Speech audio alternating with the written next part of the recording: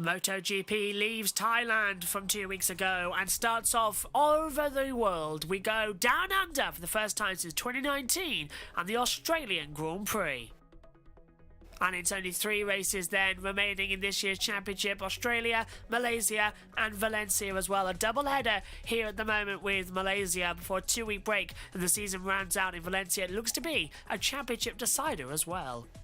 And that's because in the championship, Fabio Quartararo is 2 points clear of Bagnia as well after some fantastic races last time out.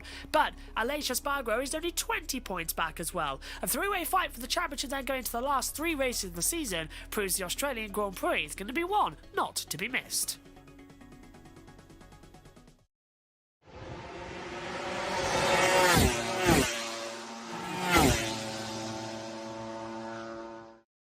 And the green light is on and away we go for the first practice session in Australia for MotoGP in well over 3 years. The bikes are going to head out onto the circuit shortly, and keeping our fingers crossed as well, it's going to be a very quick and very calm session. Track conditions look great out there.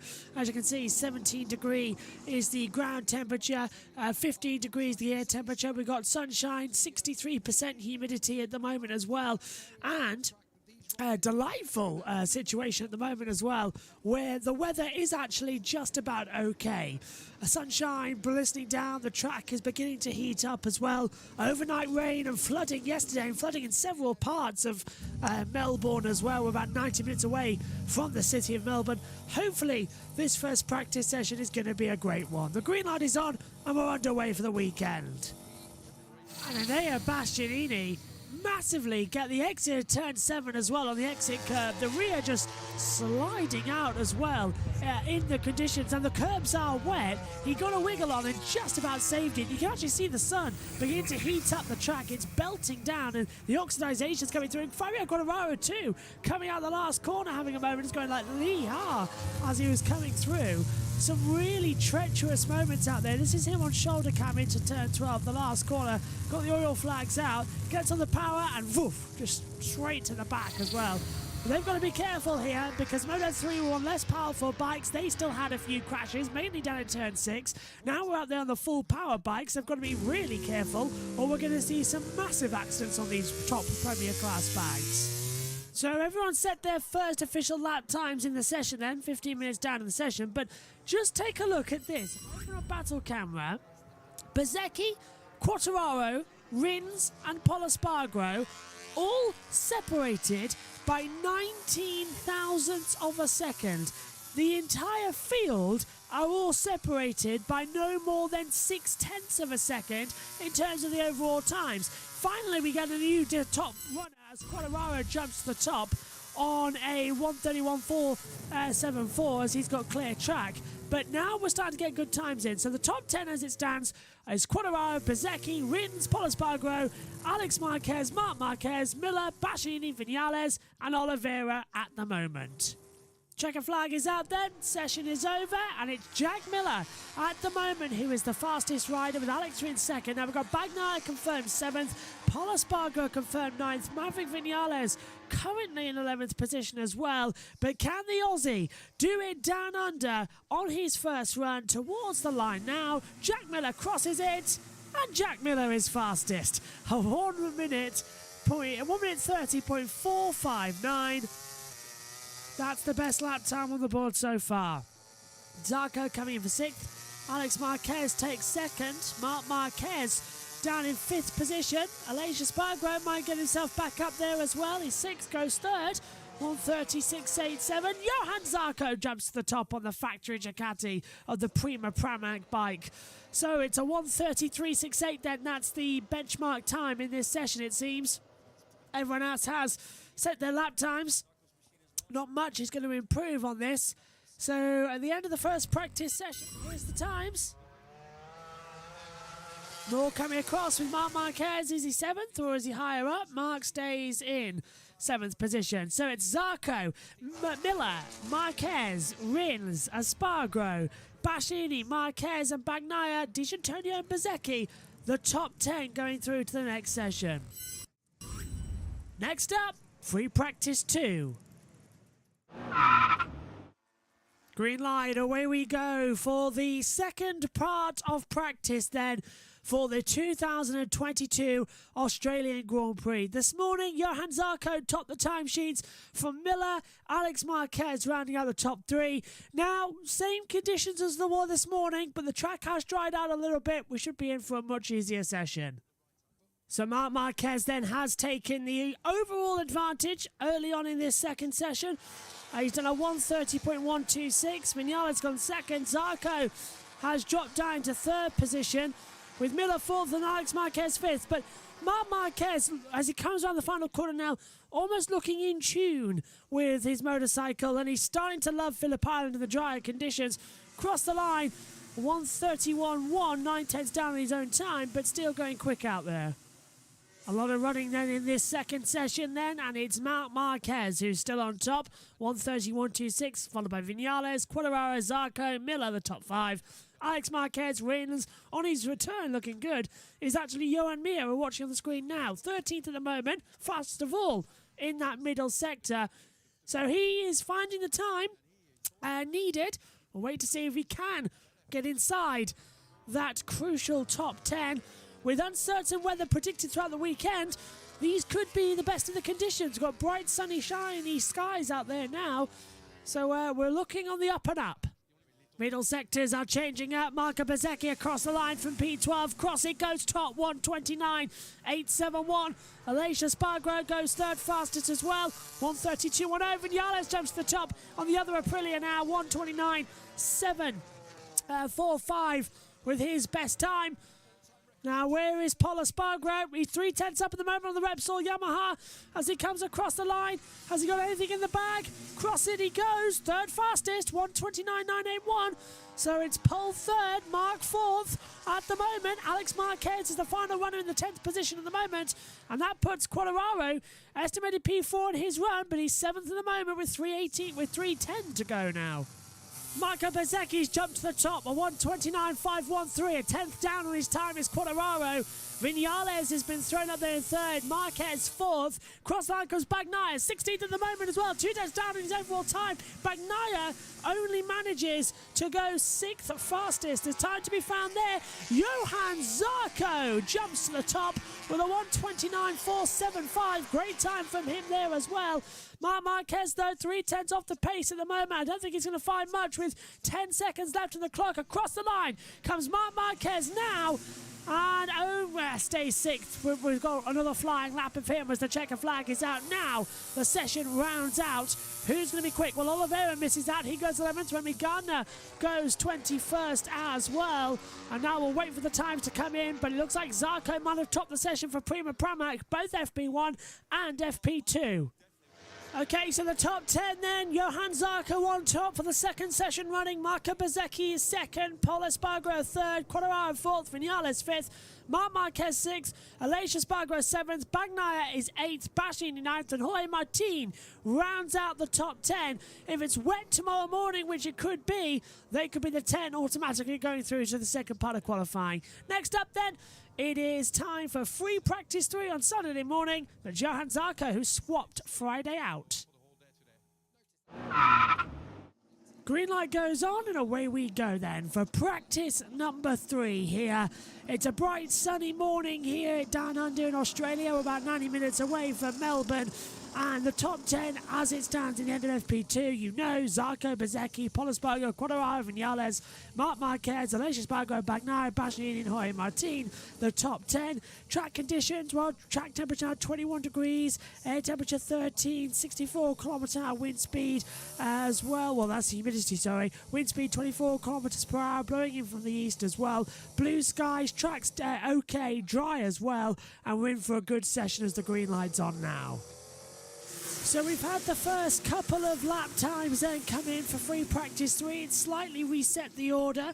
Everybody has improved on their times from yesterday as well due to the better conditions, but it's still Johann Zarco on top with a 1:29.719. Bezzecchi second, Paul Espargaro third, Quartararo fourth. Oliveira jumped up into 5th position. We've got Marc Marquez in 7th position, just displaced now by Vinales going 6th. Aleix Espargaro 8th, Bagnia 9th, Bagnia 10th, but Bagnia did get through back into that top position as well. Jack Miller's dropped down to 13th place now as well. Jorge Martin's down to 11th. Still time to be found out there, probably with 5 minutes to go. We'll see the bigger runs. Miller crosses the line, 22nd at the moment after everyone says their time, jumps back up to P3. That kicks out Johan Mir from the drop zone with 5 minutes to go. It's all starting to kick off as well. Quartararo 6th and might not get through to the next part of the stage. Martin's on top, Bezzecchi, Miller, Alex Marquez, Marc Marquez, Quartararo, Bagnia, Vinales, Posberger, Zarco. Half of that top 10 in the pit lane as well. Not looking like they're going to do any more times. Aleix Espargaro goes 5th inside the top 10. Marc Marquez goes 2nd. And Bastianini goes into 8th position at the moment. Bagnia is still on the cusp. Carl Crutchlow surprising everybody. He's P10 at the moment. Can still find the time if he needs it as well. Maybe will need to find the time. 17 riders, all within a second as well as we get to the crunch point end of this session. Luca Marini's gone to the top, 128.592. Bagnia goes into 6th position. Here comes Aleix Espargaro, 0.02 of a second up. Marc Marquez is 0.3 of a second up as the checkered flag falls. So this is what we were thinking. This is what we were almost hoping would happen in terms of the fact that they're now starting to get a little bit more in depth. They're starting to get a little bit more tuned to what they need to do. Marc Marquez is flying out there in the last sectors as well. He's got Aleix Espargaro just ahead of him. He's 16 thousandths up on the 10s. Marc Marquez is 0.3 of a second up as well, so considering more faster than Aleix. Aleix is 8th at the moment. Oliveira goes 16th. He doesn't top. Fernandez is 18th. Binder's into 19th place. Franco Morbidelli is 20th. Across the line we go now. Aleix goes 4th. Marquez tops. He's just got something back with him this weekend. A 128.462 for Marc Marquez. He tops the board. Luca Marini 2nd. Jorge Martin 3rd, but there's still time to be found out there on the runs. Fabio Quartararo's coming up on them as well as they drop down into the second half of Nuki Heights as well. Down into MG at turn 10 now. Long run sweeping hand of turn 11 into the Swan corner at turn 12 as well. Fabio Quartararo, is he going to have to go through qualifying 1 or will he get through to the next part of qualifying? Yes, he goes through Q1. No, he's in 10th position. Alex Marquez has gone into P7. Fabio Quartararo stays in 10th. Oh, and Johan Zarco. Zarco, the fastest man on Friday, turns into the least fastest man here on Saturday morning. He's dropped out to 11th position and nobody else is going to set a time. So if we take a look at the battle camera, we will see that the top 10 going through to the next part of qualifying as well is Marc Marquez, Luca Marini, Jorge Martin, Aleix Espargaro, Marco Bezzecchi, Jack Miller, Alex Marquez, Pepper Bagnia, Maverick Vinales, and just Fabio Quartararo. Everybody else will have to go through qualifying number 2, and quite surprising from that list as well. The man who was fast on Friday, Johan Zarco, is 0.4 off the pace today on Saturday morning. And the green light is on and we're underway then for free practice number 4. 27 minutes to go, first lap time's on the board. This session, as always, final half an hour for qualifying, chance for everyone to get their race runs in and get their qualifying prep set up. Let's see what they've got to offer. Alex Marquez has crashed at Siberia. That's coming in through turn 6 now. Is the front going to buckle? Oh, it's just dropped from underneath him, actually, at the exit of the corner and drifted into the gravel trap. He's up and walking away. Bike looks to be recoverable and repairable as Marc Marquez goes P10. So the session then has come to a close for free practice number 4. This is the top 10. Vinales ahead of Zarco, so Zarco's found the pace. He missed out yesterday with Bezzecchi 3rd, Bagnia 4th, Mir 5th, Quartararo 6th, Martin 7th, Aleix Espargaro 8th, Miller 9th, and Morbidelli rounding out the top 10. Next up, it's time for qualifying.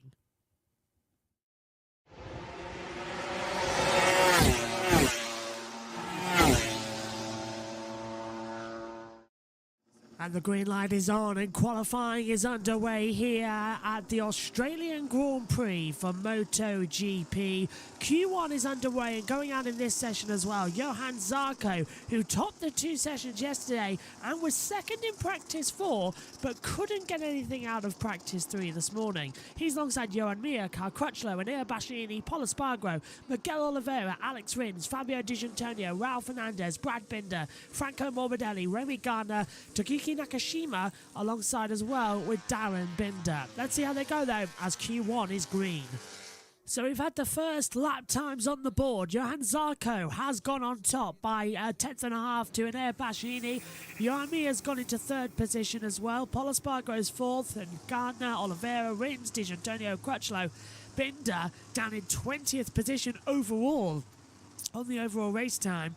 Then further down as well, Morbidelli, 21st. He's still not improving. Darren Binder, Nakashima and Fernandez rounds out the grid. At the moment, then the top two going through is Zarco and Bastianini, but now the riders are heading out the track for their second runs as well.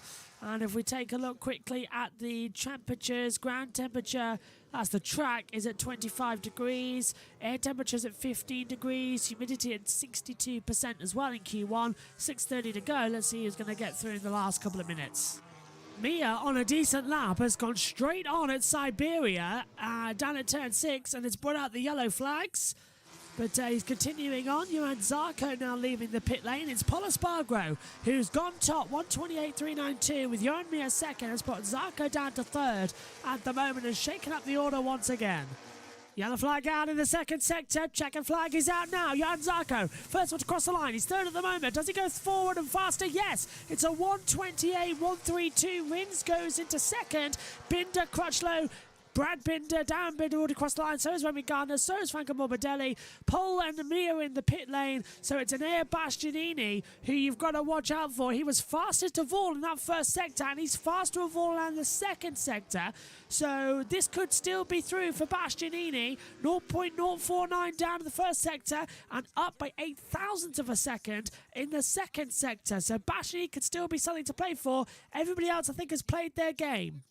And Miguel Oliveira coasting on the racing line, coming through Lukey Heights as well. There might be a couple of anger towards him as well. Oliveira definitely out. It looks like he's going to stop Bastianini going through. There's a bit of water, the exit of the corner. Then Bastianini runs over, gets a little bit over, goes third. And that definition by Oliveira blocking Bastianini has cost him big.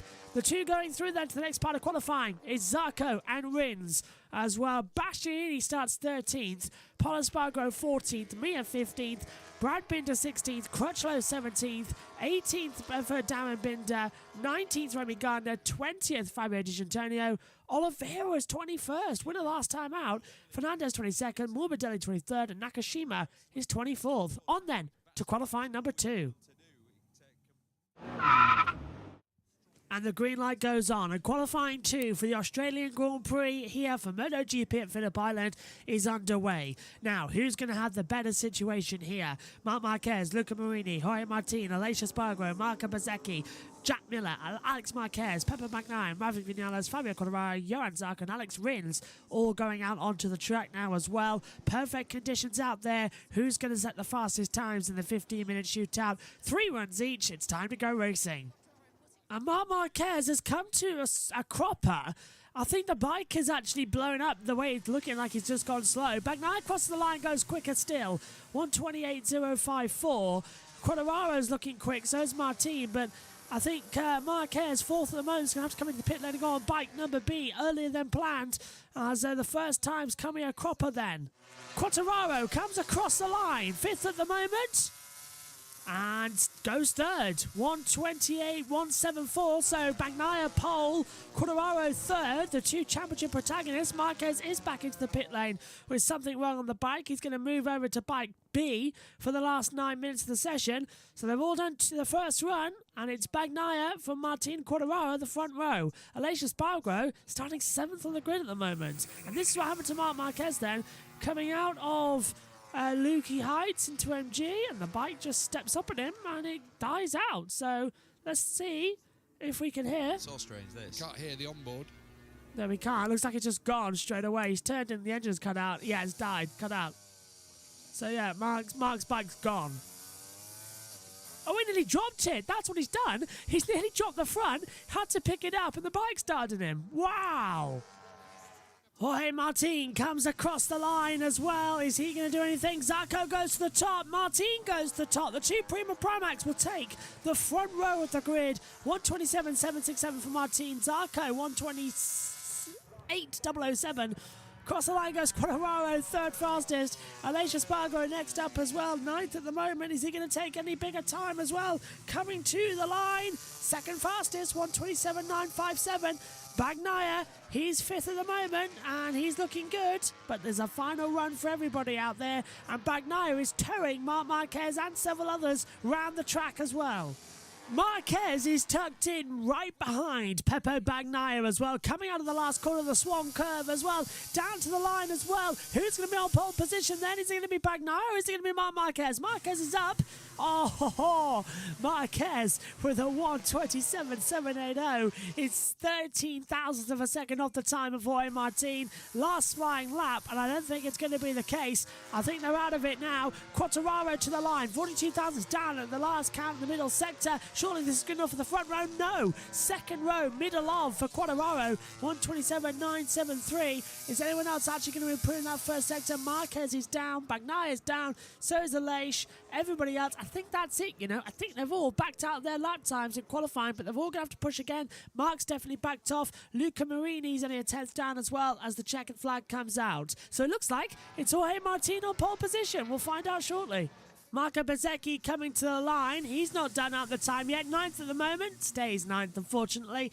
Everyone else looks like they've backed off on the time. So it looks to be... It's going to be Jorge Martin on pole position once again. Quartararo to take the checkered flag. Does he improve from fifth position? No, he's 5 tenths down. That's it. All done now. Jorge Martin has pole position once again. It is his pole position number 7 of his MotoGP career. Marc Marquez starts second on the front row of the grid. Championship contender Pepe Bagnia starts third. Aleix Espargaro is fourth. 5th for Fabio Quartararo, 6th for Johan Zarco, 7th Luca Marini, 8th Jack Miller, 9th Marco Bezzecchi, 10th Alex Rins, Alex Marquez 11th, and Maverick Vinales is 12th. But it's a new all-time lap record, a 127.767, breaking a 9-year record set by Jorge Lorenzo of a 127.899. Jorge Martin now has the lap record around Phillip Island going into tomorrow's Australian Grand Prix.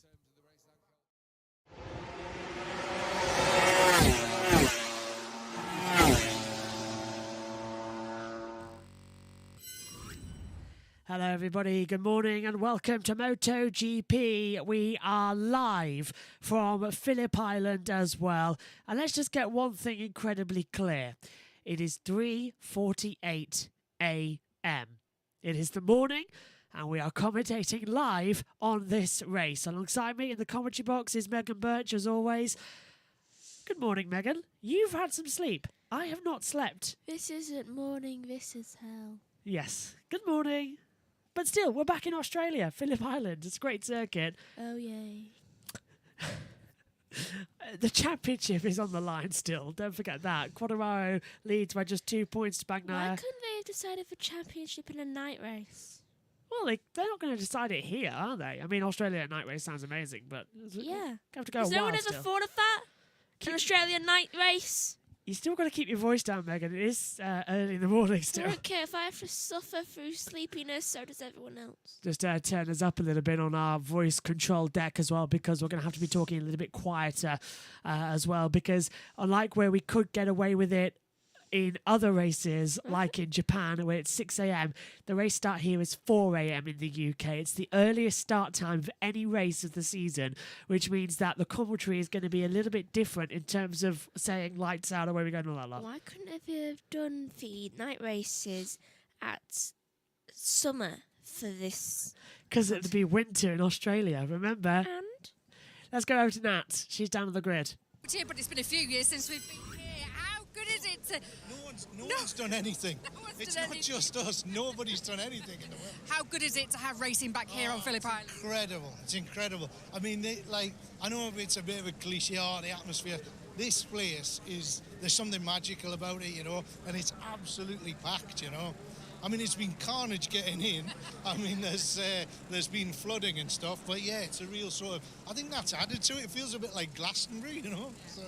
I'm sure you've missed your racing here, but I'm sure you're right behind Cal Crutchlow, aren't you, today, surely? Yeah, yes, of course, yeah. I had a wander down and, it's, yeah, of course.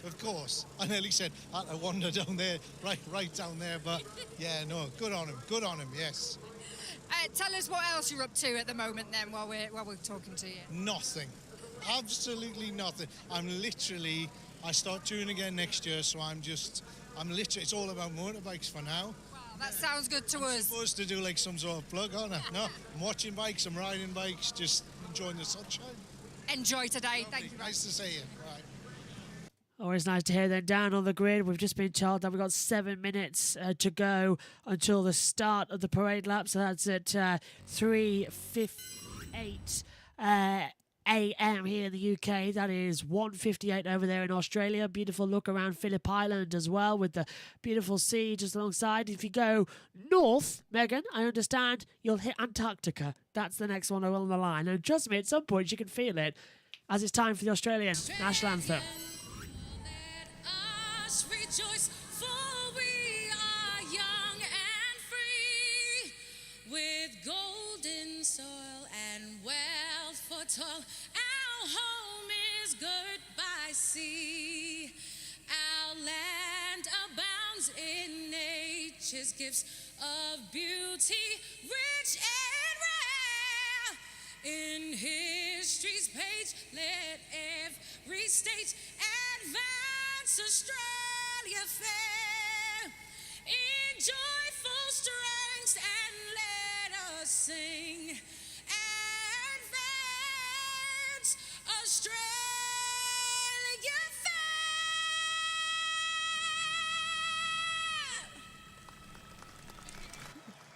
Wonderful accents down there on the grid as well, hearing from everybody.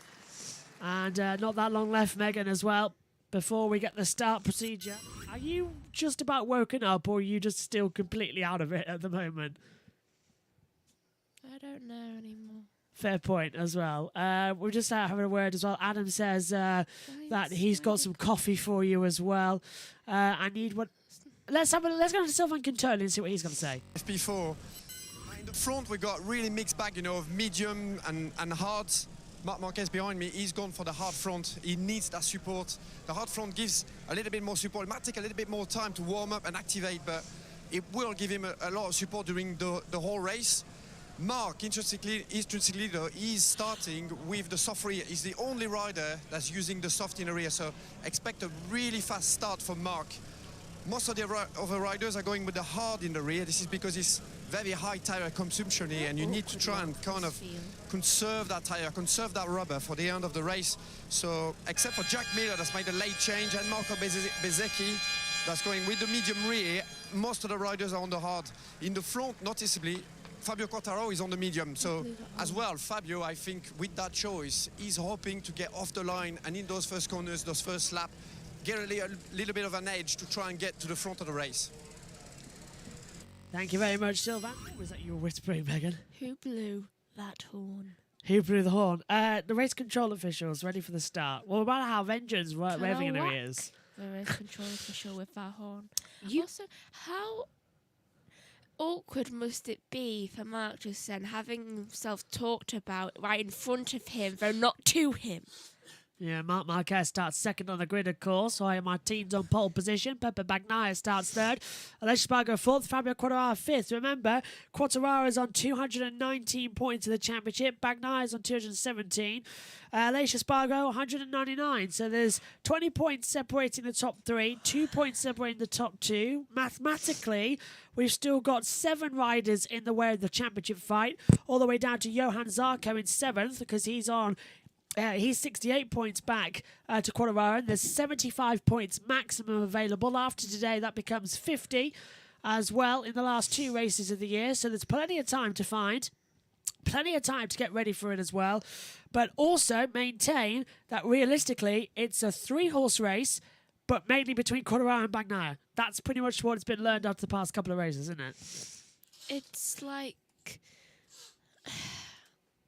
I don't know why though, comes to mind is the Clone Wars. It's like two main people, then you got Ahsoka Tano in the back. And Ahsoka Tano is Aleix Espargaro? Same sounding name as well, to be fair. Exactly. Yeah, exactly. We'll be getting ready then for all the coverage here. So stick with us and get ready because this is going to be a doozy. Whether or not my nose makes it through the next hour, 3 minutes to go, I don't know. It's going to be another question as well. My sleepiness might make me just want to go back to bed because, as you saw earlier, my daytime self slapped my nighttime self. I've had quite a lot of this Coke, and I don't know if it's making me feel good or bad. What, say again? I said I involuntarily slapped myself by accident. To wake up. Yeah. I don't even know which part of the brain did that. I don't think anybody knows anymore. I mean, I know the right side is controlled by the left side, so my right side must have been controlling my left side. Okay, well, we've got our audio sync up from the track now as well, as we're a few minutes to go. 2 minutes until the start of the warm-up lap here. Marc Marquez watching on. Marquez, Megan, going for his, just looking at the stat sheet here, going for his 100th career podium in the Premier class, but also his 60th career win. Can he do it here today? Hopefully. Let's hope that he at least gets that at some point. Fingers should be crossed as well. It'd be Megan. annoying to have 99 and 59. Yes, 99 podiums. Actually, he's had 99. Red balloons? He's had 99 podiums, 59 fastest laps, 63 poles, and 59 wins as well in 150 starts. Anyway, it's time to begin. Here we go then, folks. What is going to happen? First time at Phillip Island in over 3 years due to the COVID pandemic. It's time for the MotoGP Austrian Grand Prix. We crowned a champion in Moto3 this morning. We set up a new championship leader in Moto2. What's going to happen today? It's time to begin the Australian countdown here at Phillip Island.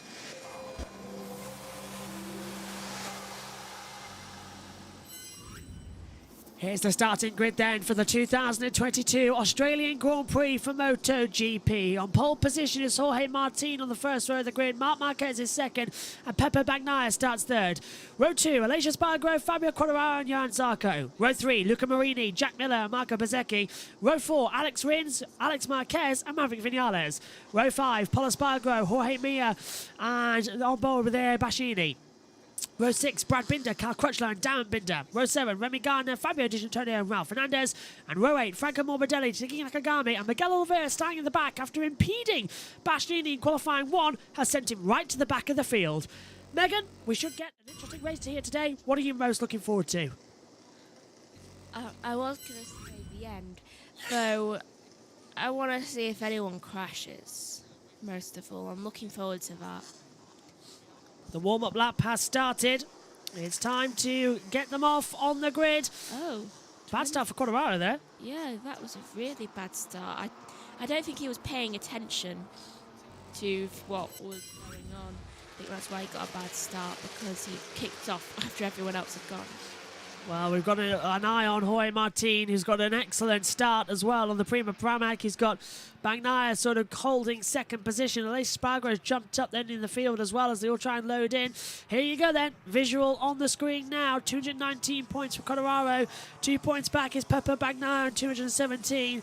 Then we've got Aleix Espargaro, 20 points back on 199. And Bashini on 118, 39 points back. Jack Miller in 5th.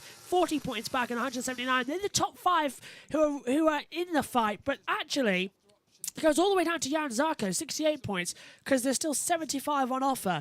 After today, Megan, is it going to be either Quartararo's advantage or Bagnaia's advantage in the standings? I'm going to say Bagnaia. It's a brave call. It's a brave call, that one. It's an a interesting hopeful call. one. Yes. Let's get the lights on as well, shall we, for the on-air to make sure everything that's okay. And this should be a very entertaining Grand Prix coming out then at the top of the hill at Lukey Heights, third gear. 120 kilometres an hour downhill to MG, turn 10, 120 again. at the bottom, then rope it back round. Turn 11 and 12, the Swan corner as well, before the Gardner Straight leads them back up for the start procedure. I'm a bit nervous, actually. 27 laps. It's a high-speed circuit. And Marc Marquez has won twice in the past 4 visits here. Carl Crutchlow has won 1, and the other was won by Maverick Vinales. I think this is a very complicated circuit, and it's very difficult to catch up again once you've fallen behind. Time to stand up if you're ready for it. Come on, Megan. Wakey, wakey. No. Time to get the action going. Time to get the race going. Oh, that's a bit unusual from Pepe Bagnaia. He was a bit late getting to his grid slot there. Green flag in the back. Here we go then. First time in Australia for 3 years. There's 3 races to go in the championship. 3 men in the hunt for it as well. 5 red lights. Come on, here in Australia, where it's action in Phillip Island. It's a good start for Marc Marquez. It's a good start for the front row of the grid. Jorge Martin leaps the front. Bagnaia just did not get going into turn 1 as well. Marquez is going to have the advantage. Quartararo up into 3rd position. You're spot on, Megan, with Bagnaia. A bad start, but look at Aleix Espargaro right on the inside into turn 2 at the southern loop. And Aleix takes 3rd position away from Fabi. So now as well, he's going to drop back. A little bit of Maverick Vinales settling up in the middle park there as well. Ooh. But it's Bagnaia up into 4th and Quartararo down to 5th, Megan. So it has changed over once again. Aleix got a good start. I mean, he's in 3rd. And look at Jack Miller. He's sort of been swamped in the middle of the pack and had a set-up moment there with Marco Bezzecchi. There we go. That was bad. That was very changey. Yeah, it's Aleix Espargaro now battling with Fabio Quartararo, but as you said, it was Miller, Paul Espargaro, Bezzecchi, Mia Vinales, all sort of getting all chaotic. No jump starts at the moment, so a clean getaway from everybody so far. It's lap 1 of 27 here for the Australian Grand Prix, and it's going to be Fabio Quartararo who's going to be pretty much on the back step. It was the second phase of the start on the run into turn 1 and 2 which really had the great advantage as Alex Rins looks at the inside of Alex Marquez, and there goes Jack Miller just sending around the outside at Lukey Heights and MG. Good start there, and now the championship swings the way of Bagnaia, 3 points ahead of Quartararo. Damn. And Quartararo went up in estimations. Oliveira alone, that penalty. It's lap 1. Well, that's now lap 2. That's for the qualifying as well. That's because Oliveira blocked Bastianini in qualifying, so that's his penalty for it. Marc Marquez is looking on it at the moment as the 2 championship protagonists go side by side. We've got Bagnaia, Aleix Espargaro, Quartararo, 3, 4 and 5, and they're all battling together. Quartararo trying to send it around the outside of Aleix Espargaro. Do you remember the last time they went side by side? Nothing good ever happens there. Nothing good does ever happen there. They all came together as well. That was at the TT Assen circuit as well, the Dutch Grand Prix a couple of months ago. Quartararo ended up retiring from that race, of course, and it was a big disappointment. The championship scored no points last time out as well. Oh, and that's Miller going wide, and that was Quartararo caused it as well. For a minute, I worried that someone went down because I saw a person go down a really lot, though they must have just gone wide. Looks to be okay so far as they come back through. Luca Marini now in 6th position is on the back of Fabio Quartararo, so they're closing it in. Reminder, by the way, that it is 4:03 a.m. in the morning, so our usual commentary don't expect all happiness and energeticness. Our usual commentary isn't that high because we're not allowed to be that high, but there goes Jack Miller slipping up the inside of Luca Marini at turn 10. People are tired. Nice move there. Oh, you are. I'm exhausted. I'm just sort of running on adrenaline at the moment. Exactly. Yes. Bagnaia then 3 points in the lead of the championship as it stands then. That reduces it from the 2 to... The adrenal gland is working overtime. Yes, it is. I need a Mars bar. Anyway, down the start-finish straight we go. The Gardner Straight once again. Marc Marquez has sort of latched on to the back of Jorge Martin and has not let him go in this entire race. And look at that. It was all Ducati selling the fast laps until we get to Johan Mir. Back after injury is Mir in his first Grand Prix and getting back up there. And now Luca Marini nearly takes out Fabio Quartararo coming through. 4 places. The loop. 4 places lost on the start. Oh, so everyone's improving. Yeah, best of the track temperatures, best of the track conditions starting to close up as well, starting to get the better run on things as well as they come back through. It's looking to be okay as Marini gets a little bit light on the brakes. Alex Marquez has to get force wide. Johan Mir comes back through, so Mia's still having some excitement out there. Martin holds the advantage. And this is actually getting entertaining. It's a sunny race at Phillip Island. What's more to ask for on a on a Sunday morning as well at 4 Oh, a.m. you gotta be kidding me. What have you noticed? A timing screen.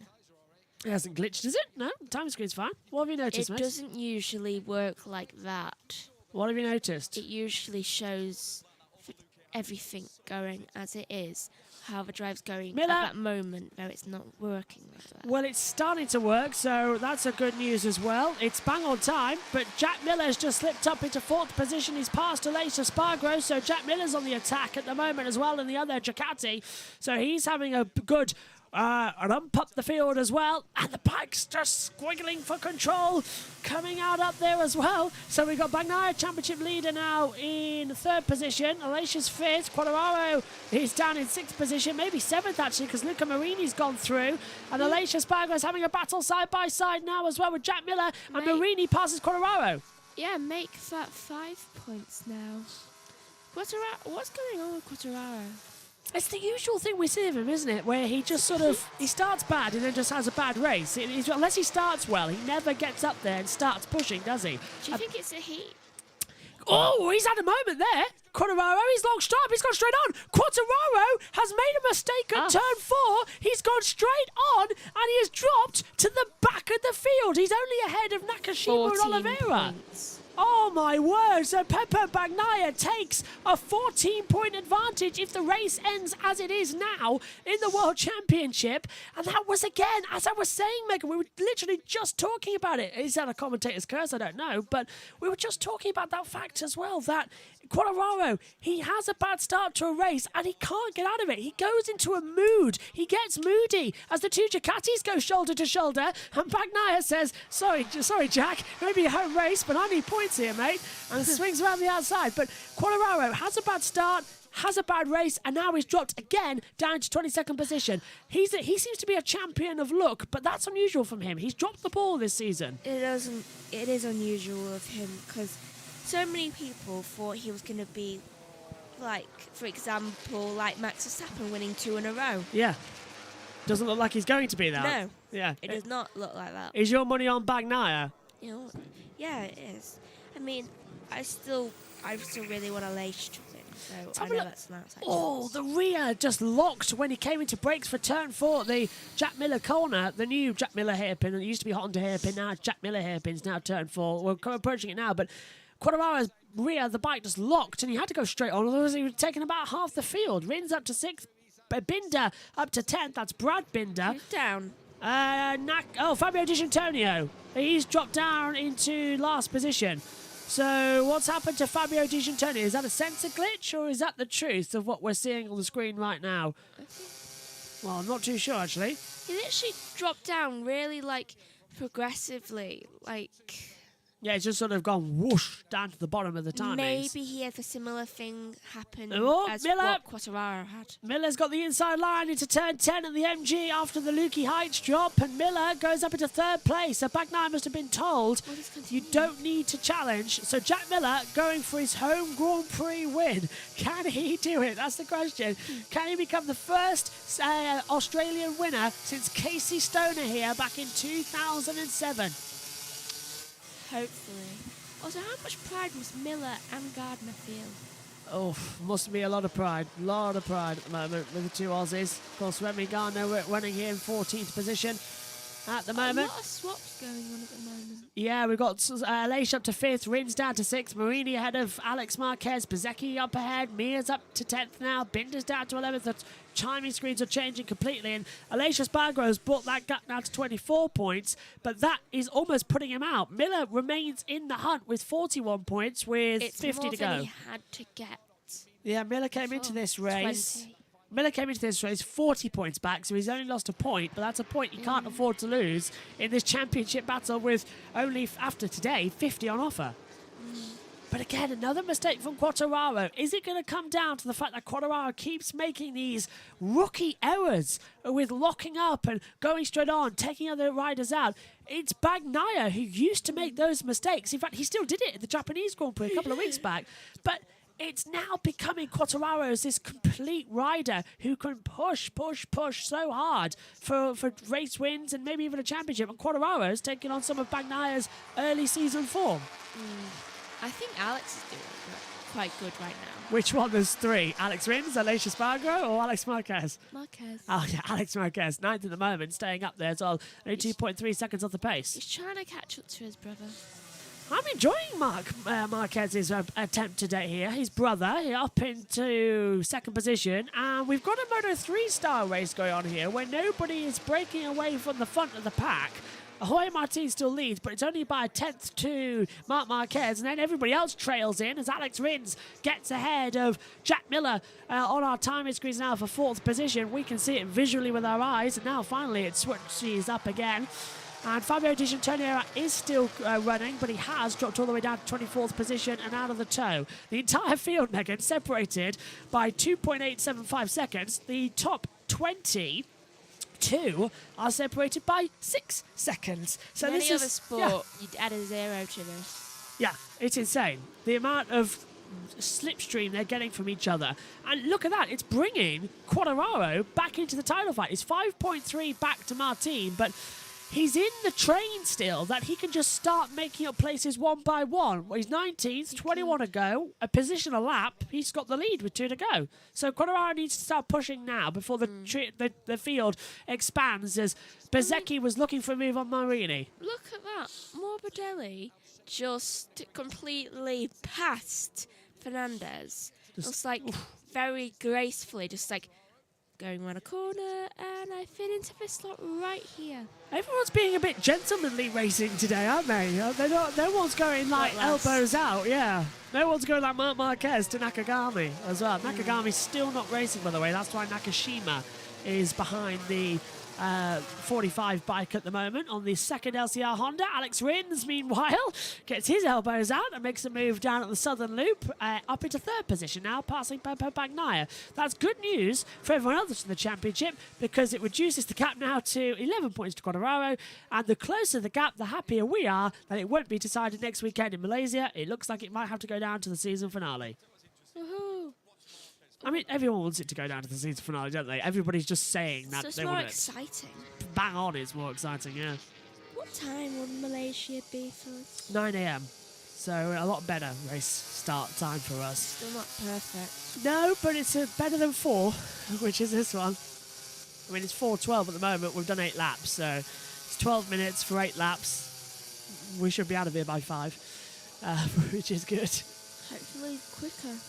I have no idea if I survive. I really don't anymore. My brain's starting to mush. I'm having to concentrate so hard at the moment. So hopefully everyone's enjoying the commentary because it's taking quite a lot of our mental energy. As Jack Miller closing up again on the back of Pepe Bagnia, trying to push harder and harder and harder as he comes through the Swan corner at turn 12 and back down the Gardner Straight. Is your alarm's going off? No. 3 a.m. 3:20. Yes. 3:30. And Aleix Espargaro set the fastest lap of the race, so 1:29.795, and Aleix diving up the inside. Aleix has made the move on Jack Miller, and Miller's getting swamped here by the 2 Mooney VR46 bikes. Marco Bezzecchi swings round the outside. Luca Marini's going to try and come through the inside line at the southern loop. So Miller's lost 2 places there, and he's down to what, 7th position, I want to say? Yeah, 7th. Quartararo made up a place. Up into 18th, but at the moment, Quartararo is scoring no points. He'll still leave here on 219. No! That's Aleix! That's Aleix! Been taken out by Jorge Martin! I thought it was Alex and Oh, Miller's injured. Oh, no, sorry, you are right. It's Alex Marquez and Jack Miller. Great spot, Megan. It looked like an Aprilia to me. It's Jack Miller who's crashed out of his home race. They're a bit lighter. Yeah, Alex Marquez was helping him too. It looked like Jack might have been a little bit injured. That was a horrible accident, and Jack Miller looks winded. I wouldn't be surprised if they might throw the red flag here, but Jack Miller is out of the Australian Grand Prix. Let's take a look what happened. So, Marquez couldn't stop and completely ran into the back of Jack Miller. And Miller got a motorcycle right at the back. Alex apologised immediately, but my goodness me, that was that was hurtful as Rins is going for the lead for second position. It's under investigation. It'll be reviewed after the race. And Miller is hurt as now on the inside. That's late from Bagnia to take third away from I Rins. think immediately as that Marquez gained mobility, he literally tried to reach out for Miller to steady him. Yeah, he had to help him as well. Miller looked hurt there. They were still moving at the time. Well, Miller would have been incredibly winded by that. We're coming down to turn 4 now. Now, in the Moto2 race this morning, Jorge Navarro had a massive accident where a bike landed on his back, and he was still there a lap later. Is Miller still here?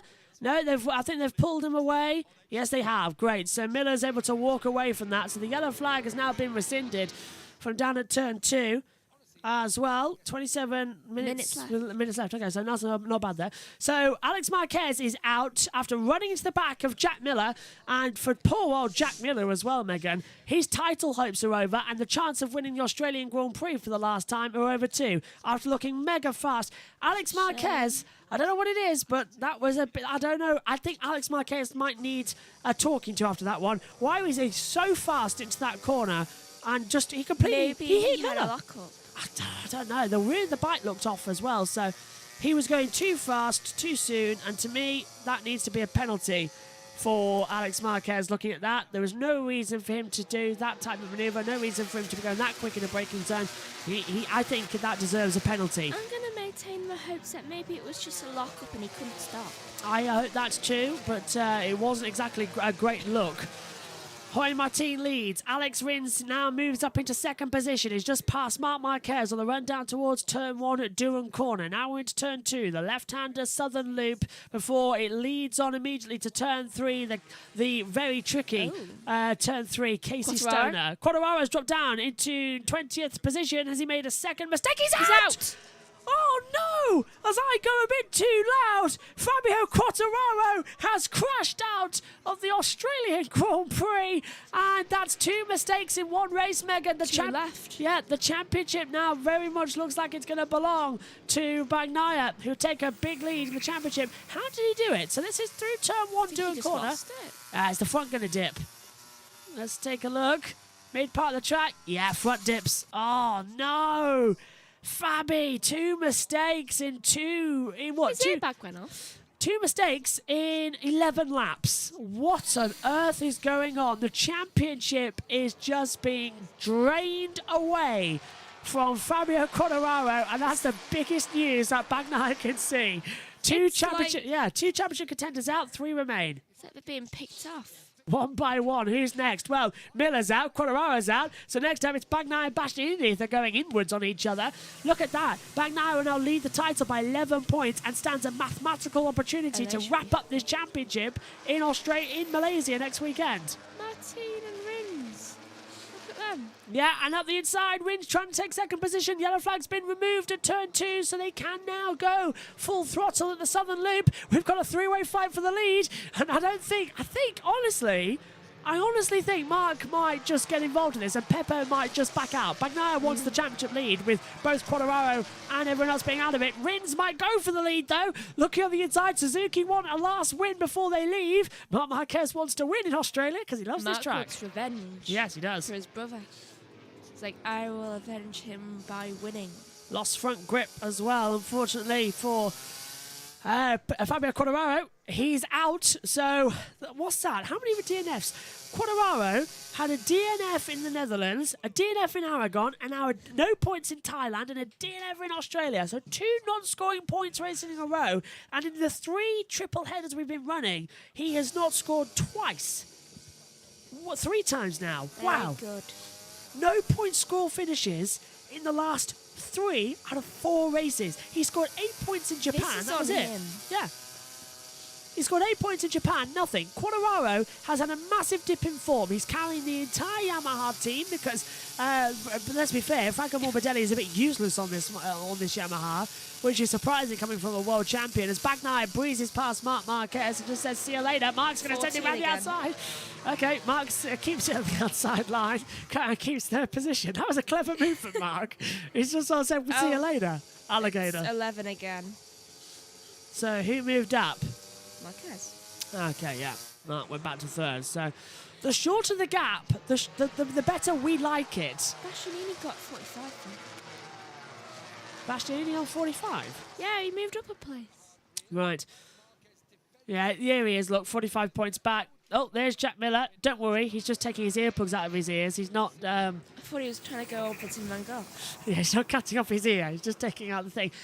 So mid-corner, Alex Marquez, the bike sits up on him, carries in too much speed and just wipes out Jack Miller. To me, that's a penalty for Alex Marquez. That was something that did not need to go. And Kobe Lambeth has just said as well, Fabio is going to choke this title away. It seems that way, doesn't it, Megs? As Marquez still on for a win, and this is a good Australian Grand Prix. It's more like a Moto3 race. We've got so many packs of battles and riders still in with it, and we're halfway in the race coming up. I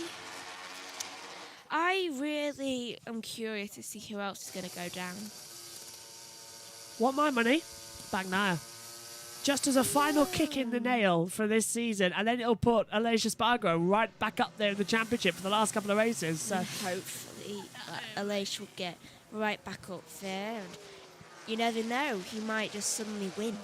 could do. Oh, Alex Rins got a great run out of turn 2 as well, and he's going to take the lead into the second part of the corner. Alex Rins leads. That was a good run there. The top 5 are like this. Top 5 are cigarettes, paper between them. Oh, Martin's coming back on the inside line there. Martin's cut back ahead. Rins trying to go around the outside, becomes the inside line, takes the lead into the Casey Stoner corner at turn 3. Something rare just happened. And Bagnaia. Morbidelli. Oh! Just passed. Where did Bagnaia come from? Bagnaia's just taken second. There were 3 abreast, and Bagnaia's just slid through to second. Martin just went down right into 4th. What happened there? Martin's lost the lead, you're right. They all just sort of separated coming into the hairpin at turn 4. Rins has a voodoo doll. Yeah, when they came through, Rins was just leading, and all of a sudden Bagnaia was second, Mark's still third, and basically 1, 2, 3, 4, everyone down to about Luca Marini in 8th position. Mark's thinking, how the hell did you get past me? And this is unbelievable. Look at that. Oh, Marini up the inside. So it's Bezzecchi on Martin making a move there as well. Marini further back.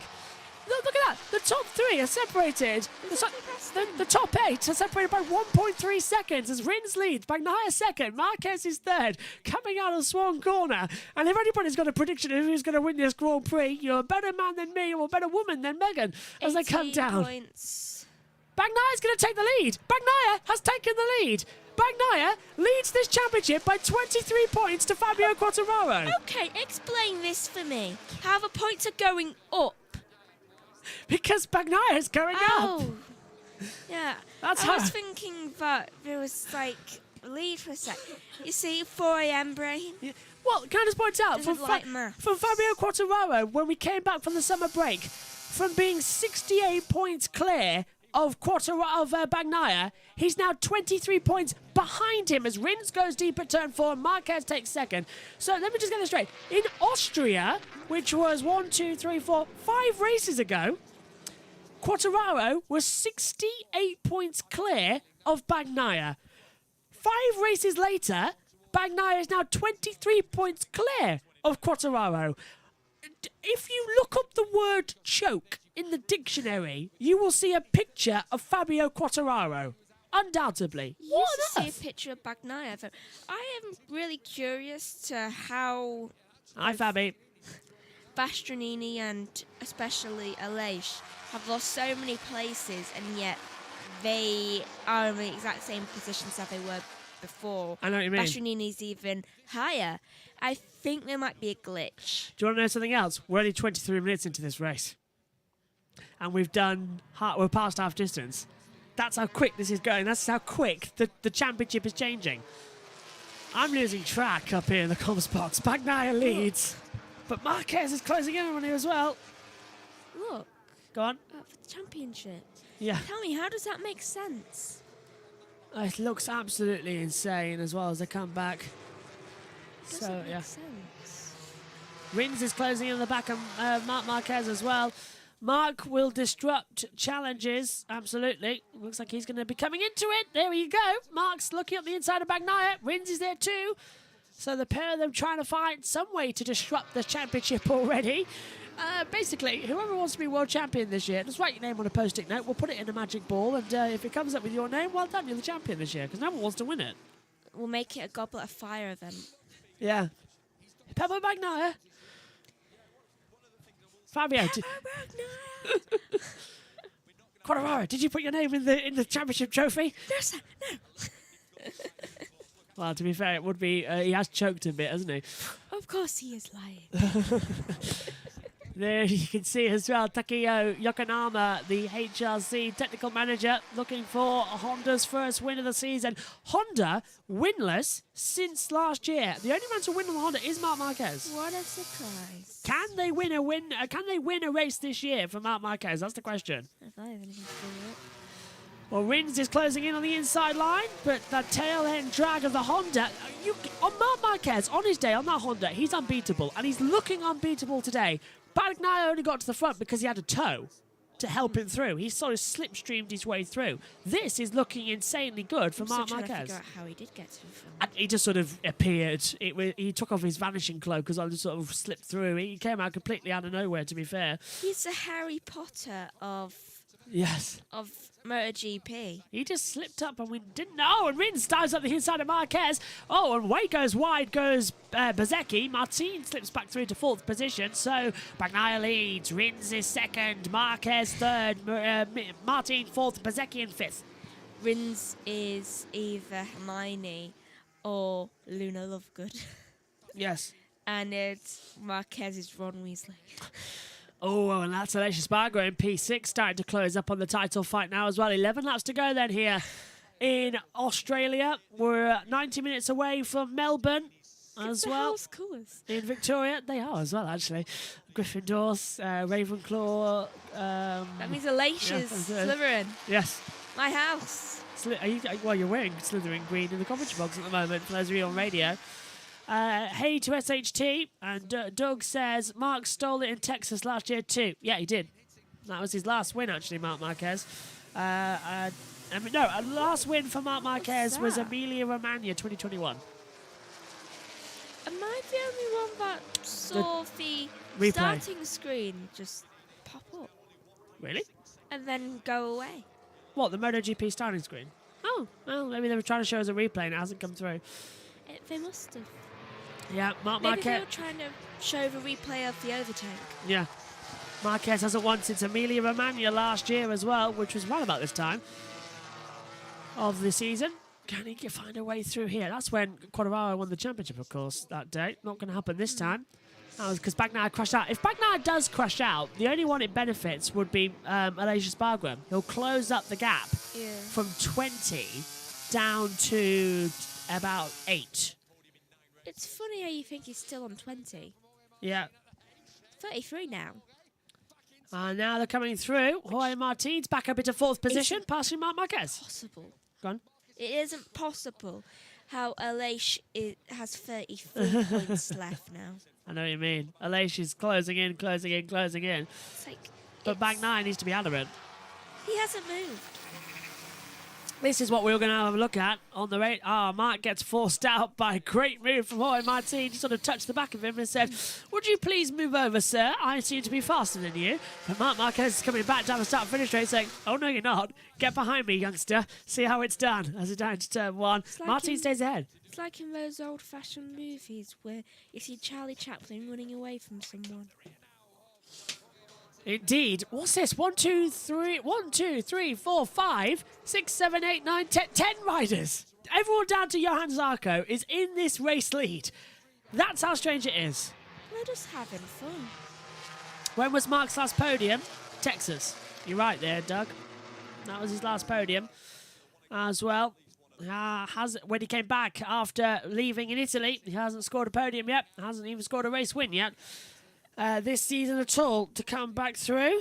Please tell me I'm not the only one that when they put their leg out to like balance themselves going around a corner, I think they look like Sarah Sanderson from Hocus Pocus with her arm like that. There's the Dr. Dangle as well. Valentino Rossi invented the dangle to put your leg out as well, to slow you down. Everyone else adopted it. Hocus Pocus. Yeah, probably did, to be fair. 96, of course, whereas when Rossi came into the sport. Mark's going on the inside. That's mega late, and he forces out Hoya Martin, and Bezecchi's going to take full advantage of that. Round the outside into turn 11, coming into Swan Corner. Oh, is that a Lace dropping back? Was that a Lace dropping back? Or is that Vinales? No, there's a Lace. It was Vinales. Vinales, they must be very closely packed. There's like 1, 2, 5. Oh, Marini has passed Aleix. So look at Marini's up to 6th. He has passed Aleix Spargro now. Oh, and Marquez nearly gets taken out by a wild Bezecchi into turn 1. He just sort of trail braked it in, and now he's going to have to do it again to Hoya Martin. He slips back through. Marquez gets the inside line back as well. Don't crash. No, he's got through. Well done. And look at Rins closing in on Bagnia. Rins going for the lead. Round the outside. Rins leads. Rins leads here in Australia. Alex Rins leads down under. That feels like a Simpsons flashback. Oh, it does, doesn't it? Yeah. Good move, though. Oh, Binder's dropped down to 10th. Pashini and Zarco's gone up. Binder's just been forced out wide, I think. Do you ever just hiccup in the morning, like for no apparent reason? Just like, I've had one sip of a drink. Yes, I made you that drink and you haven't actually used it I today. knew you were going to say that. It's a I cranberry realised water. that I needed to wait until the later part of a race unless I started needing the toilet.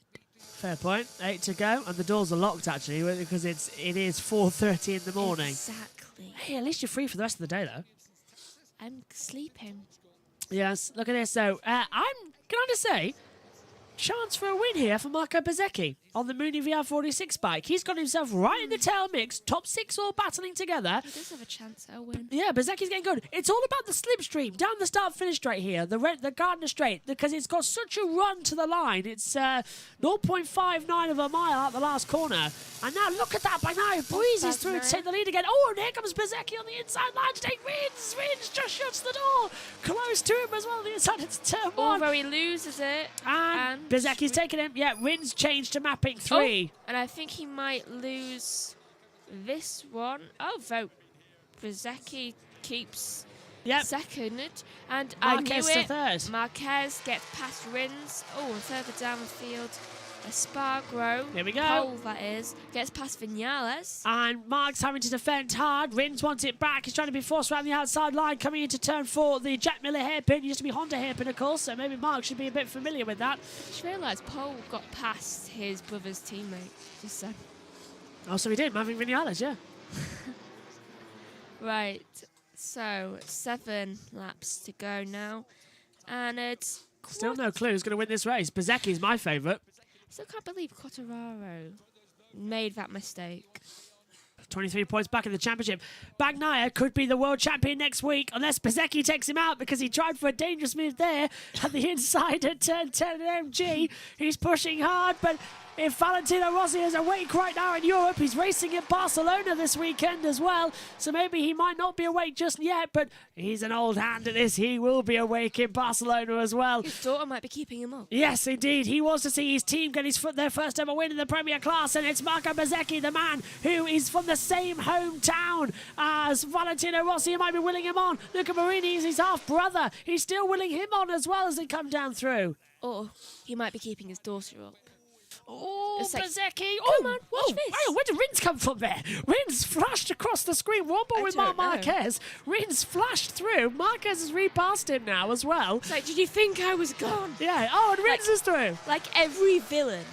Rins is through. Rins has passed him coming through in the Stoner corner. Into the Miller hairpin now. Marquez comes back on the inside. Rins has to step out of it. That's going to take them both wide. Martin's going to slip back through to 3rd position as well. So that's Rins now holding off. Rins takes 3rd. Martin 4th. Marquez down to 5th position. And now it separates the top 2 by 5/10. So it's Bezecchi versus Bagnia now for the race win. Well, this is great racing indeed.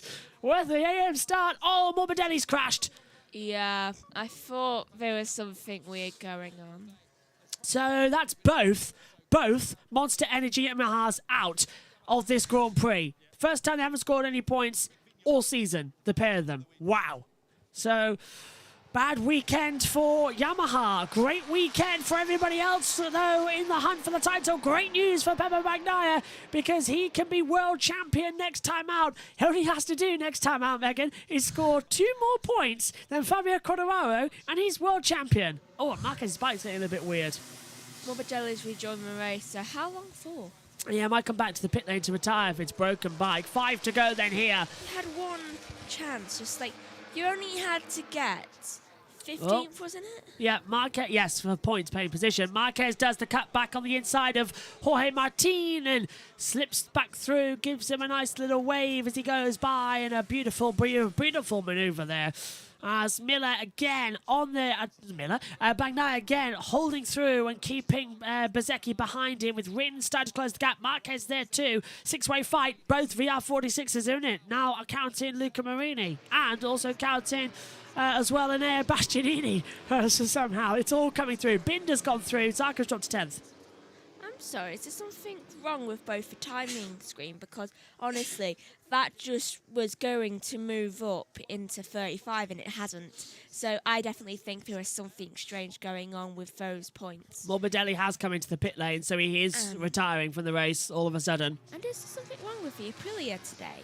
It's just not clicking. It's been quick all weekend, and right now it's just not clicking at all, because Aleix is stuck in 9th after having a great qualifying P5, and Vignales down in 15th place again. He keeps letting people pass him. It's the Ducatis that are having the good day here, and the Suzuki, and the Honda.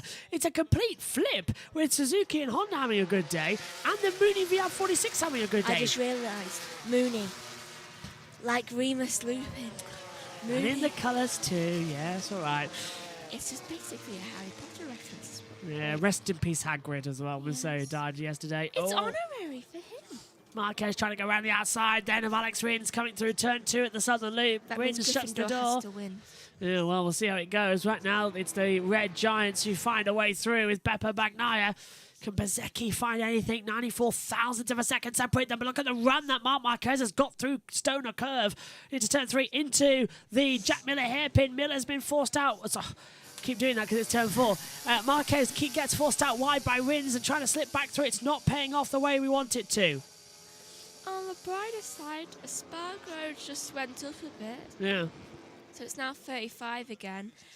Though, honestly, don't expect to win. Slytherins don't tend to win the House Cup anymore if Albus Dumbledore's in charge. Unless Bagnaia crashes out this Grand Prix, he will be world champion in Malaysia if he scores 2 points. That's it. He needs to finish 13th and he's champion next time out. So it's not going to be the grandstand finale we all wanted because Someone of this. puts a pin in his tyre. I don't see how this is possible. Quartararo has thrown it away so much.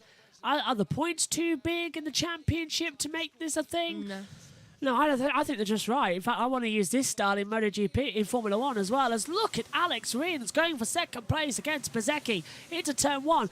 Rins has so much closing speed, but the Ducati's just so quick. Whoa, 3-1 doesn't go through turn 1. Marquez was thinking about a move on the inside, but backed out of it. And now I think with 3 to go, Megan. That's certainly a battle. Bagnaia's looking a bit worried on his tyres. He's taking a lot more slower speed. On that last lap, he was slower than the entire group. 130.096, Bezzecchi 129.7, Rins 129.8. So 3/10 slower was Bagnaia on that lap, without the toe, of course. Good for Bezzecchi, though. Rins takes second. Marquez going to force his way through again. Bezzecchi's dropped down to 4th position because Marc got his way through. So Bezzecchi's down to 4th. Top 3 reorganise itself. That was my fault. I've got a feeling we're in for a grandstand finish here, akin to what we saw in a Moto 3-star race. SHT says Carl Crutchlow P12 and Dan Binder P13. Yeah, double points once again for the With You Yamaha team. And the only Yamahas left on the track right now are scoring the points. Just saying, they've got the wrong rider in. They should have Carl on the factory bike. He'll get them points as well. Morbidelli might not. So 1, 2, 3, 4, 5, 6, 7 riders in the hunt to win the Australian Grand Prix. 7 riders separated by 1.165 of a second as well. Now, correction. The entire top 7 is now separated by 0.928 of a second as we head down the start-finish straight again. Is anyone going to move positions with 2 laps to go? Rins looks to the inside but backs out of it. Less than a second, Megan, covering 7 riders. How has there not been a big crash?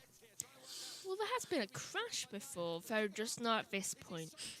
So I am very curious to how they have got past Bagnaia nearly went off. Bagnaia nearly went off, and Marquez has taken second. Marquez has taken second away from Rins, so there nearly was a big crash as Bagnaia has a little bit of a wiggle. Rins backed out of it. Marquez went through. Rins has retaken second position now as well, and Marquez is just about holding on to the back of it.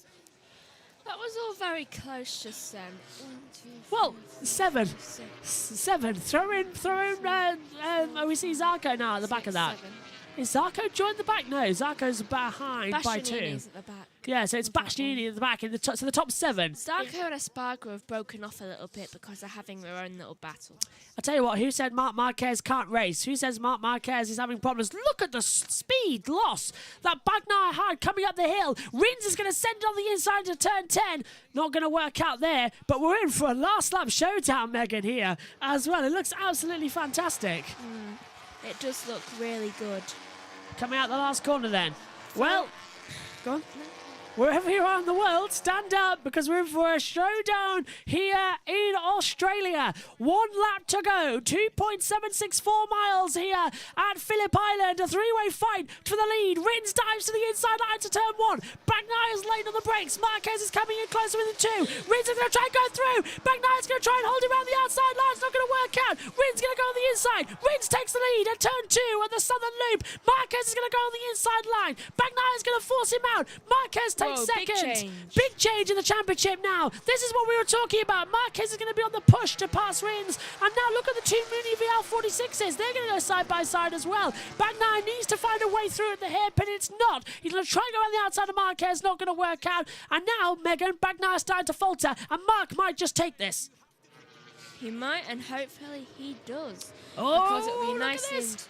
He's going to crush them. He's closing so much behind Rins. He's going to have to pace as well. Rins is looking not in it. Marquez is going to do what he always does in MotoGP. He's going to pounce at the last opportunity and take the race win away. Up the inside then, coming at the top of Luki Heights at turn 9. He's going to do it into turn 10. He's got nothing to lose. He's going to have to do it. Rins covers him off. Bezecchi's looking to the inside of Bagnaia. Marquez has got the better exit, but he sat the bike up too much. He tries to look around the outside. We've got Rins leading, Marquez second, Bagnaia in third position. They're all running out the last corner of the Swan Curve. It's going to be a run to the line. We've had 2 close finishes before. Who's it going to be today? Rins comes across the line, and Alex Rins wins the Australian Grand Prix with Marc Marquez second and Peppo Bagnaia third, meaning that going to Malaysia, it's a 14-point gap in the standings with Bagnaia the leader to Quartararo, Aleix Espargaro's 27 back, Bastianini's 42 back. Rins and Marquez have great respect because that, again, was a close finish. Because it was 0.186 to the line, 0.038 between Marquez and Bagnaia, and the top 7 were separated by 0.884. 0.884, the closest finish for a top 7 in MotoGP history. What an Australian Grand Prix! That was very impressive. I love the little just like congrats from both of them just then as they were going across the line. Well, just after they went across the line. I hope I wasn't loud. That was insane not to keep up. That was brilliant racing. Oh, what a race. I need sleep, but I don't think I'm going to get any. Because Go to bed. no, I've got to do a couple of hours of ERC. Ed will take over, and then I'll go sleep. So basically, you're running on Australian time. I don't know anymore. Vinales dropped to 17th on that last lap. Great point from SHT. Remy Gardner got points at the line. The Aussie got points. Oh, well done, Remy Gardner.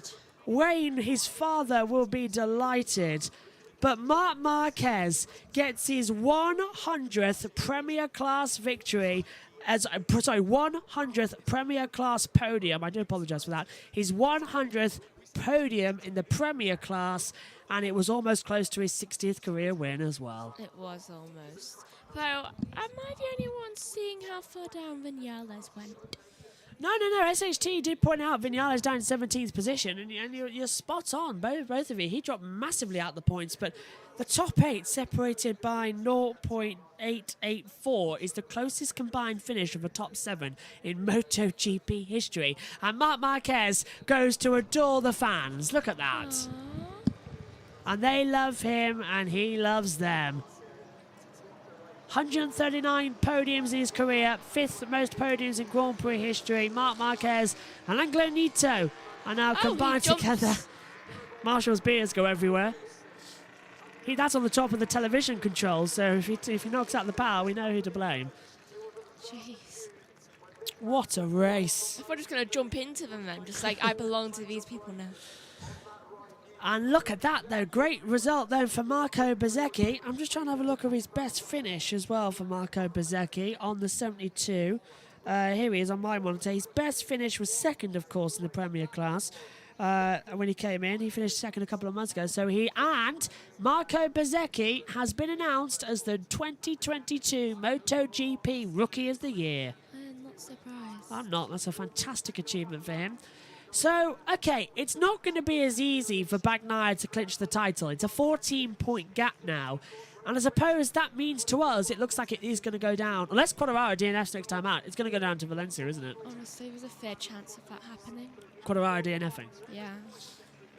In which case, he only needs 10 points. Well, 11. That's doable. Yeah, so Bagnia only needs 11 points and he's champion in Malaysia next weekend. You can join us for that again, live all weekend. Formula One as well. Megan will join me for MotoGP Malaysia. And then, unfortunately, we'll be disappearing. Megan will be with us in America for Formula One. But look at that. Can we just take a second? Suzuki, their first win of the year in their last 3 races in MotoGP. Rins has got it. He's our 7th different winner of the year, alongside Quartararo, Bastianini, Aleix Espargaro, Jack Miller, Pepe Bagnaia, and Miguel Oliveira. Hang on, Rins is our 8th different winner. 8 days a week. Yeah, nice. You're on top form. Yeah, Quartararo, Bastianini, Aleix Espargaro, Jack Miller, Pepe Bagnaia, Miguel Oliveira, Alex Rins. He's our 7th different winner of the year. Sorry, he's our... Hang on. 1, 2, 3, 4, 5, 6. Oh, no, he is our 7th. I can't count. One for every day of the week. Yes. So it is 7 days a week. And I'll take a seat now on my commentary chair. Up here in the box. And then we'll head off the top 3. I want to sleep. You want to sleep? I want to sleep. But it's not going to happen. Joe Samiogo says amazing race. Absolutely. An amazing, amazing race. That is the Yamaha team. Not looking too happy with Lynn Chalmers, is it? Not too happy there, is it, Megs, at Yamaha? Are we going to see his crash? This is Fabio Quartararo's crash there in turn 3. Turns it in, and as Megan said, front does buckles. Just loses it. Such a disappointment for him. His airbag went off. Yeah, so it must have been quite a large hit. Yeah, so apparently... That's why he's taken half the... That's the bike. He's taken half of it with him. Do you know... For that, the airbag goes off, though when Nakagami was thrown to the ground... It wasn't. It wasn't. Yeah. He felt that. Well, neither. Aleix Espargaro at Silverstone, FP4 crash. Do you remember? That never deployed either. Nakagami and Aleix, they both have such bad luck with the airbags because when they have really hard hits, they don't go off. Bagnaia 3rd, 14 points gap now he has in the championship. And Aleix Espargaro, 206 points. That puts him 27 behind Bagnaia in the standings. And has a lot of work to do if he wants to be world champion. And I think we've kind of got the situation, haven't we, Megan, where it could be a world championship soon. It's got that feeling where it's coming to an end. I know there are 2 races to go, but it's just ebbing and flowing. And we used to say, oh, it's going to go to Quartararo. It's not going his way this year, is it? It doesn't look like it is, no. It's going to be Bagnaia, isn't it? I think it is. Ducati's first champion since 2007 he wants to be. Let's go down to Simon Crowfar. He's talking with Bagnaia. The championship lead, Pecco Bagnaia. Pecco, it looked like you had trouble getting that start device hooked up, an average start, but you rode beautifully. Did you play it safe in that last couple of laps when they were having a scrap? Sincerely, yes, I did. I had some difficulties to engage the front tire device, but in any case, the start was not so well. But I tried in the first laps already to overtake many riders. Then when I see in the pit board that Fabio was out, I said to myself, our win is okay, but no problem. If they will overtook me in the final laps, it's okay still. So I'm very happy. We are now leading the championship, so keep going like this. Great job, Pecco. Congratulations. Very much. Next, Mark is on his way. Mark, it looked like you executed your plan perfectly there, Mark. Really perfectly, getting that soft tyre to the end. But it looked like also Alex Rins rode like the devil today. Yeah, I mean, we choose the correct option. With the soft rear tire, I feel quite good, and yeah, I mean, I was managing a lot the race on the beginning. It's true that later on in the end, I was struggling a bit to catch the grip, but I enjoyed a lot the race. I mean, doesn't matter the position. I mean, I finished second and I tried to win and I give everything. But Alex did a really good, nice last lap. But I give all what I had. I enjoyed a lot, many overtakes. Always in turn two because in some areas still we need to improve, but Honda is working, so step by step we're coming better and better. Fantastic job, Mark. Alex, like I said to Mark, you rode like the devil today. Tell us about it. Well, thank you very much, and first of all, thanks to all of you guys that come to the island to support us. You know, last time here with the Suzuki is special. Fuck, I have the feeling, no? So it's amazing to go out with the victory. So thank you so much, and see you next year, Island. Thank you. Huge congratulations. Alex Rins, Marc Marquez in the Ducati pick and mix there. What a race that was. Please can we come to Phillip Island 20 times a year? There's a few things that we don't like about this place, but the track is magnificent. What drama we had on there. No one can be happier for Alex Rins' win than this man here. So well deserved today, wasn't it? Yeah, I mean, I'm just so happy for the whole team. You know, it's been so tough since the announcement, you know, of Suzuki's retirement next year. It was very difficult inside the team, you know, and these guys. So I just feel I feel really emotional. Yeah, I feel about it because I just saw them struggle. You know, it's been difficult. So Alex delivering today and the way he did it with a race like this. I mean, that was like this race was just fantastic. It was just brilliant. Phillip Island create great racing, but today we got treated. Yeah, it was poetic, wasn't it, in terms of the action that happened out there. But just going on Alex Rins for a moment, he had to really work for it, didn't he? I mean, he was really mixing it with Marc Marquez. He was using every strength that the Suzuki had to pass the Ducati down the front straight, to be able to cut in under in turn two, to keep his tyre, to make those overtakes all race long. It was poetic, like you said. So nice for Suzuki to get the result, but the style he done it in, superb. This is the penultimate lap, and what drama, my goodness. Yeah, I mean, Alex, he just had such strength, but he also had Mark on his heels. Mark was attacking him every way he could.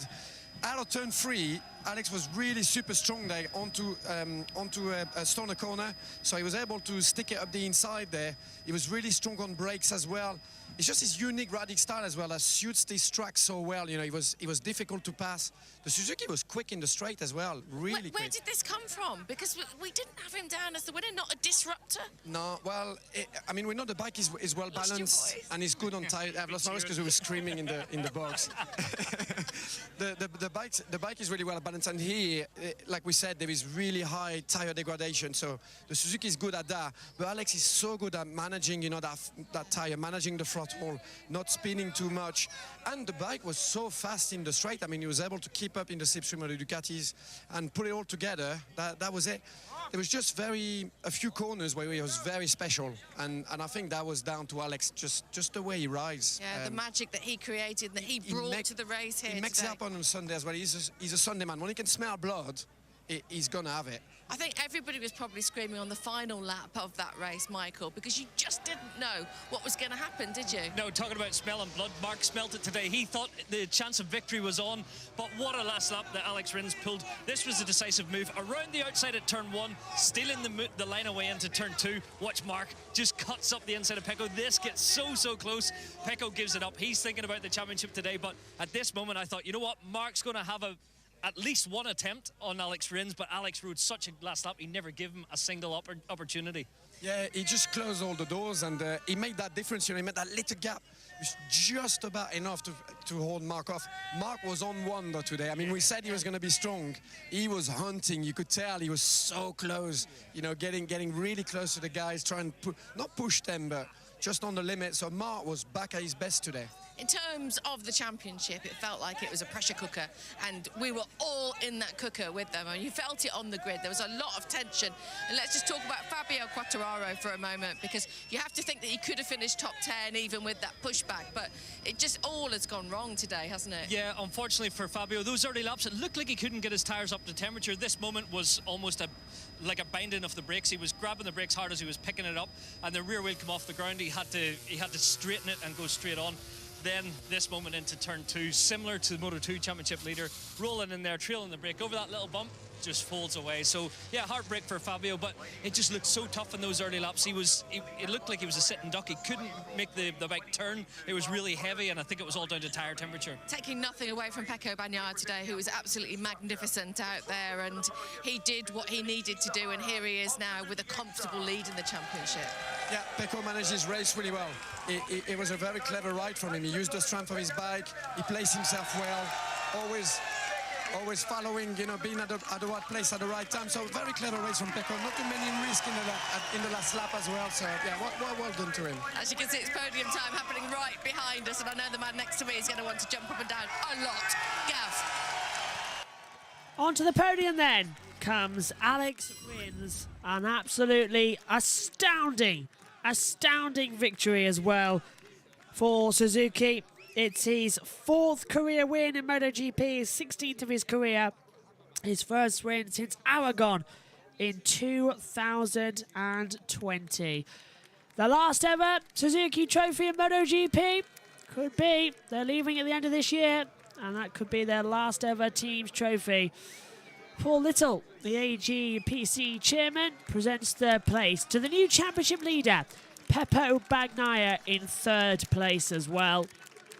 And in 2nd place, Marc Marquez, his first podium of the season, close to a win. Peter Doyle, the FIM board member, presents the famous trophy from Jack Brabham, like a steering wheel. And now your race winner, Steve Diplopoulos, the Minister for Tourism, Sports and Major Events, presents the big trophy to Alex Rins. He's, as I said, in the commentary, second 4th career win. Let's hear this, the Spanish national anthem as well.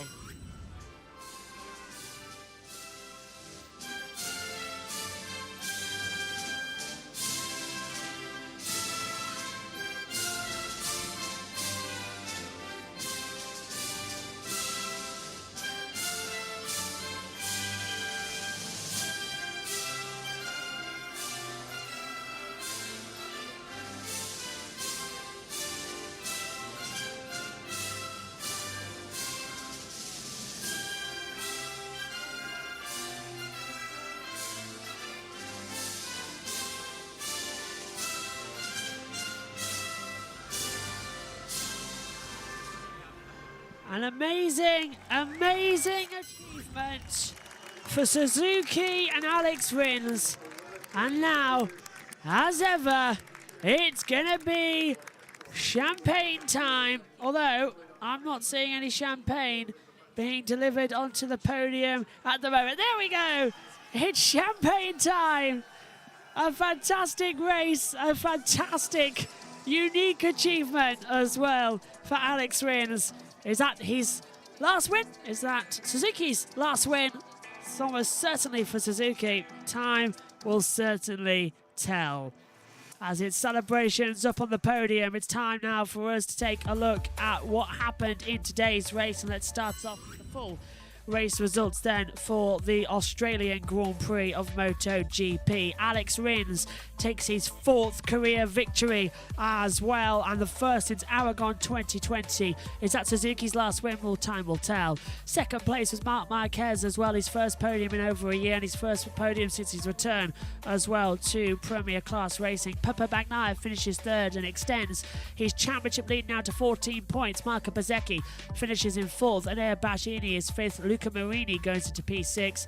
7th for Jorge Martin as well, making it the closest top 10 in MotoGP history and the closest top 7 finish in MotoGP history as well. 0.084 the gap.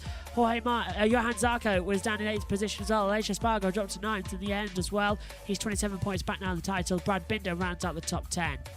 Paul Espargaro goes 11th. Miguel Oliveira is 12th. Carl Crutchlow and Dan Binder 13th and 14th for them. Great for the With You Yamaha team. The only Yamahas to score points today as well.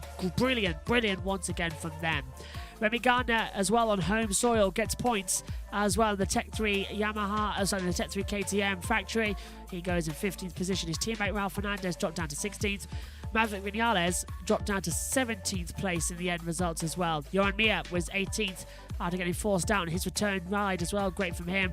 Nakashima was 19th, and Fabio Di Giannantonio rounded out in 20th.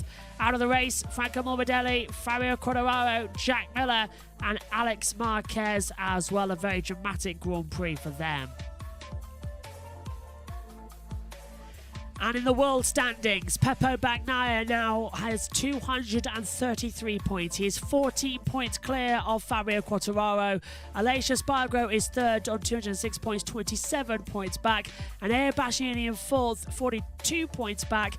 That is the cutoff for the championship contenders this year. Realistically, it's a 3-way fight. But Bagnaia only needs 11 points going forward, and he's world champion in Malaysia. Marc Marquez with 2nd today moves now ever closer to Luca Marini as well in their battle this season. But watch out as well in the battle with Bashini Miller as well. No points for Miller. He drops down to 5th now in the standings as well. Binder, 19 points back. He's closing in the fight as well.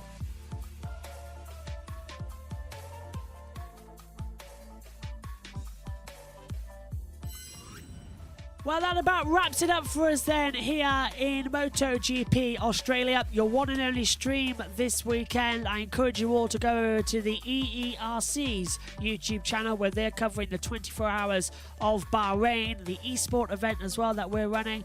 It's going to be a classic finale there as well with LMP2 and GT3 titles battle still up for grabs. As for us, though, MotoGP's championship will go down to its last 2 races. Next time out, we're in Malaysia, Kuala Lumpur, at the Sepang International Circuit. That is in 7 days' time. You can join us 8:15 a.m. with a 9 a.m. start as well. 11 points is all Pepe Bagnaia needs to be world champion there. But as we know, Sepang can throw up multiple difficulties. What's going to happen in the crazy end to this season? Your guess is as good as mine. We'll see you in 7 days' time then when MotoGP resumes at Kuala Lumpur. Good night to you all.